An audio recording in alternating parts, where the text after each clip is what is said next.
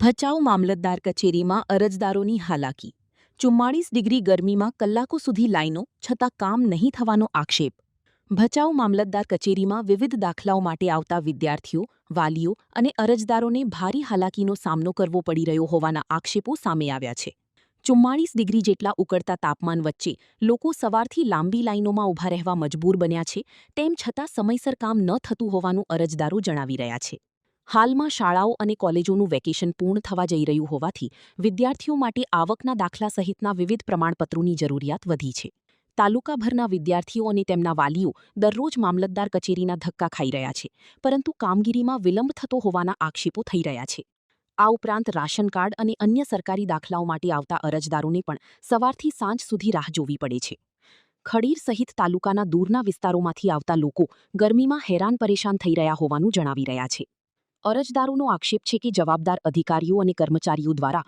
યોગ્ય માર્ગદર્શન કે સંતોષકારક જવાબ આપવામાં આવતો નથી ટેકનોલોજીના યુગમાં પણ સામાન્ય નાગરિકોને અનાવશ્યક ધક્કા ખાવા પડી રહ્યા હોવાનો લોકોમાં અસંતોષ જોવા મળી રહ્યો છે ભચાઉ મામલતદાર કચેરી ઉપર જ પ્રાંત અધિકારીની કચેરી આવેલી હોવા છતાં અરજદારોની સમસ્યાઓનું નિરાકરણ ન આવતું હોવાનું પણ લોકોમાં રોષ જોવા મળી રહ્યું છે સ્થાનિક સ્તરે વિરોધના અવાજો ઉઠી રહ્યા છે છતાં હજુ સુધી કોઈ અસરકારક કાર્યવાહી ન થઈ હોવાનો આક્ષેપ કરવામાં આવી રહ્યો છે સ્થાનિક નાગરિકોએ માંગ કરી છે કે દાખલાઓની કામગીરી વધુ ઝડપી પારદર્શક અને અરજદાર મૈત્રી બનાવવામાં આવે તેમજ વધતી ભીડને ધ્યાનમાં રાખી પૂરતી વ્યવસ્થા કરવામાં આવે જેથી લોકોને અનાવશ્યક હાલાકીનો સામનો ન કરવો પડે રિપોર્ટ મહાવીરસિંહ બીરાણા ભચાઉ મામલતદાર ઓફિસમાં કયા કામ માટે આવેલા છો? રાશન કાર્ડ અલગ કરવા માટે.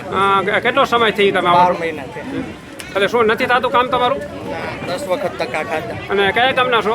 ગામ ચોકપરના. હું ગ્રામ પંચાયતનો વીસી છું અને મારા સફાઈ કર્મચારી અજીત જગ્યા ભાંગી માટે રાશન કાર્ડ અલગ કરાવવા 10 વખત આવ્યો છું. તો શું જવાબ આપે છે મામલતદાર સાહેબને તમને? બસ ક્યારેક સહી નહીં હતું, ક્યારેક કોઈ વસ્તુ સાક્ષી ન મળે એવી બધી. તો પૈસાની માંગણી કંઈ કરે છે? ના, બિલકુલ નહીં. કામ નથી થતું તમારું? હા, લાઈટ થાય છે. ભાઈ આપ મામલતદાર ઓફિસમાં કયા કામ માટે આવ્યા છો? જાતિ દાખલો કાઢી આપ્યો? નથી કાઢી દીધો, હજી 4 દી થયા. કેટલા ટકા થયા? 4-5% થયા.